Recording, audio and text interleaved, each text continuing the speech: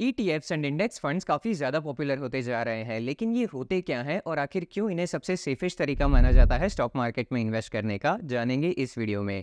और अगर आप भी इन दोनों में कंफ्यूज्ड हो तो हम ये भी डिस्कस करने वाले हैं कि इन दोनों में से कौन सा ऑप्शन आपके पोर्टफोलियो के लिए बेटर रहेगा। So let's start.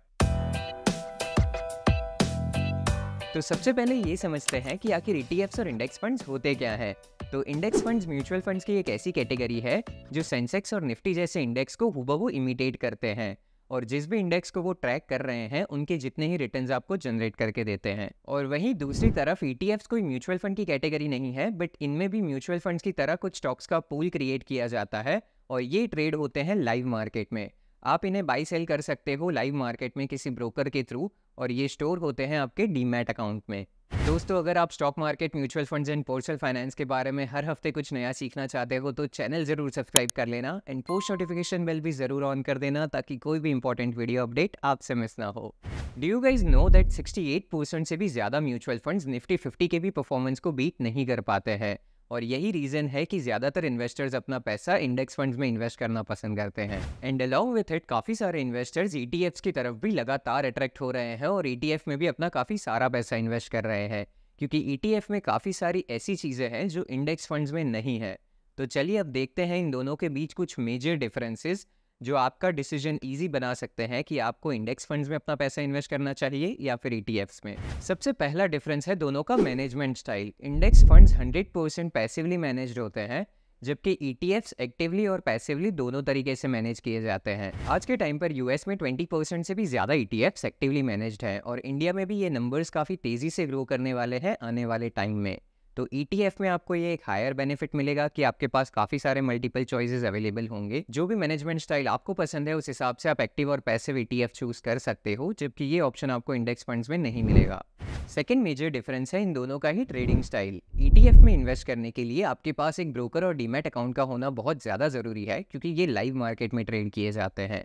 तो इनको बाई सेल करने के लिए आपके पास एक ट्रेडिंग अकाउंट होना चाहिए, और इसी वजह से इनका प्राइस भी हर सेकंड चेंज होता है। लेकिन इंडेक्स फंड्स को परचेज करने के लिए आपके पास डीमैट होना या ना होना ज़रूरी नहीं है। आप नॉन डीमैट फॉर्म में भी इंडेक्स फंड्स में इन्वेस्ट कर सकते हो, लेकिन इंडेक्स फंड्स में जो प्राइस होती है, जिसे हम एनएवी कहते हैं, वो सिर्फ डे एंड पर कैलकुलेट की जाती है, वो हर सेकंड चेंज नहीं होती।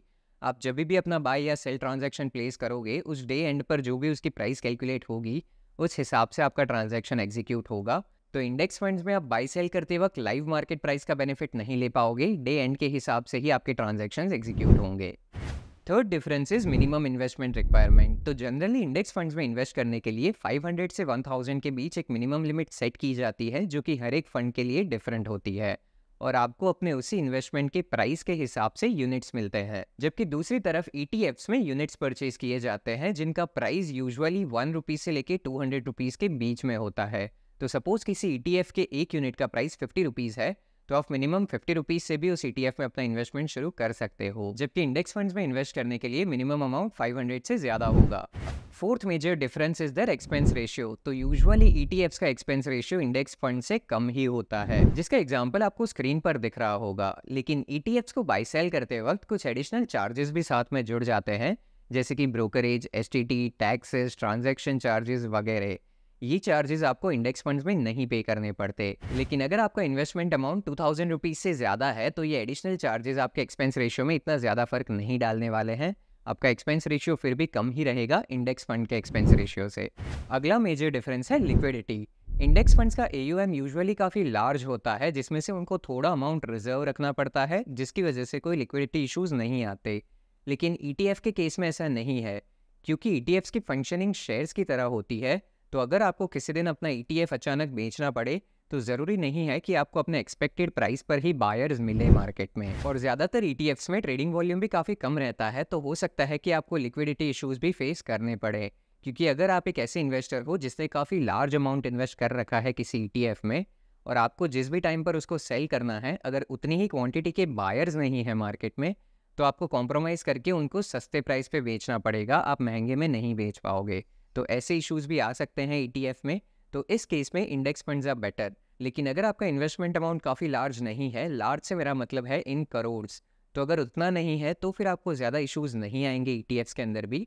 बस आपको ऐसे ईटीएफ्स चूज़ करने हैं जिनका ट्रेडिंग वॉल्यूम अच्छा हो। और अपने अगले वीडियो में मैं आपके साथ ऐसे ही कुछ बेस्ट ETF शेयर करने वाला हूं जिनका डेली एवरेज ट्रेडिंग वॉल्यूम बहुत ज़्यादा है, जिसकी वजह से आपको कोई भी लिक्विडिटी इशूज़ नहीं आएंगे और वो सारे ही ETFs अपनी कैटेगरी के बेस्ट ETFs हैं। तो उन ETFs के बारे में जानने के लिए चैनल ज़रूर सब्सक्राइब कर लेना, और यहाँ तक आए हो और मेरी मेहनत दिख रही है वीडियो में तो प्लीज़ वीडियो लाइक ज़रूर कर देना। मुझे बहुत ज़्यादा मोटिवेशन मिलती है आप लोगों के लाइक्स और कॉमेंट्स देखकर। तो जितने भी लोग मेरे वीडियोस पर लाइक्स और कमेंट्स ड्रॉप करके जाते हैं, आप सभी को दिल से थैंक यू। मैं ऐसे ही इन्फॉर्मेटिव एंड वैल्यूएबल वीडियोस आपके लिए लाता रहूंगा। Sixth major difference is tracking error. अगर बात करें एक ऐसे ETF और इंडेक्स फंड की जो एक सेम इंडेक्स को फॉलो कर रहे हैं, तो इन दोनों इंस्ट्रूमेंट में से कौन अपने इंडेक्स को सबसे क्लोजली ट्रैक कर पाएगा? तो इसका आंसर है ETFs। ETFs का tracking error usually index fund से कम होता है, जिसकी वजह से सेम इंडेक्स को फॉलो करने के बावजूद भी ETFs के अंदर आपको स्लाइटली हायर रिटर्न्स देखने मिलते हैं इंडेक्स फंड से, जिसका एग्जांपल आप स्क्रीन पर देख सकते हो। मैंने सारे मेजर डिफरेंसेस कवर किए हैं ETF और इंडेक्स फंड के बीच में। अगर कोई रह गया हो तो मुझे कमेंट्स में ज़रूर बताना। एंड इन डिफरेंसेस के बेसिस पर आपको ये डिसाइड करना है कि आपके लिए कौन सा ऑप्शन बेस्ट रहेगा, ETF या फिर इंडेक्स फंड। एंड इसमें मैं अपना इनपुट ऐड करूं तो अगर आप एक ऐसे स्टॉक मार्केट इन्वेस्टर हो जो इंडेक्स को डेली फॉलो करते हैं और प्राइस को डेली ट्रैक करते हैं, तो आपके लिए ETFs काफ़ी बेटर चॉइस रहेंगे, क्योंकि आप अपने मन चाहे वक्त पर उन्हें बाई सेल कर पाओगे जब भी आपको राइट अपॉर्चुनिटी नज़र आएगी मार्केट के अंदर। और अगर आप एक ट्रेडर हो जो किसी भी इंडेक्स में स्विंग ट्रेडिंग या फिर डे ट्रेडिंग करना चाहते हैं, तो ETFs आपके लिए बेस्ट चॉइस रहेंगे। एंड दूसरी तरफ अगर आप एक लॉन्ग टर्म इन्वेस्टर हो जो ज़्यादा स्टॉक मार्केट को ट्रैक नहीं करते, बस अपना पैसा इन्वेस्ट करके भूल जाना चाहते हैं, तो आपके लिए दोनों ही ऑप्शंस बेस्ट रहेंगे। अगर आप ETF चूज़ करते हो तो आपको अच्छे ट्रेडिंग वॉल्यूम्स वाले ETF चूज़ करने होंगे, जिससे आपको फ्यूचर में कोई दिक्कत ना आए। एंड अगर आप इस झंझट से भी दूर रहना चाहते हो तो index funds will be the best choice for you. And मैं पर्सनली अपनी बात करूँ तो मैं ETFs में इन्वेस्ट करना ज़्यादा प्रेफर करता हूँ, क्योंकि मैं स्विंग ट्रेडिंग भी करते रहता हूँ ETFs में।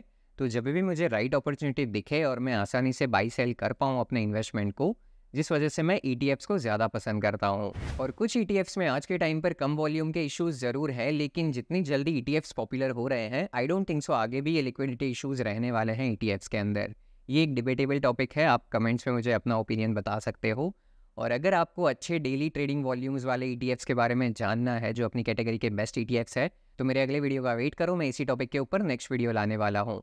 एंड अगर ये वीडियो वैल्यूएबल लगा हो तो गाइज मुझे कमेंट्स में अपने फीडबैक ज़रूर देना। अभी भी कोई डाउट या फिर क्वेश्चन है तो मुझे कमेंट्स में पूछ सकते हो, या फिर इंस्टाग्राम पर पर्सनली आकर मुझसे कनेक्ट कर सकते हो। एंड अगर आप अच्छे म्यूचुअल फंड्स ढूंढ रहे हो तो मेरी म्यूचुअल फंड सीरीज ज़रूर चेकआउट कर लेना, आपको बहुत कुछ नया सीखने मिलेगा। So that was it for today's video guys. See you all in the next video. Take care and bye bye.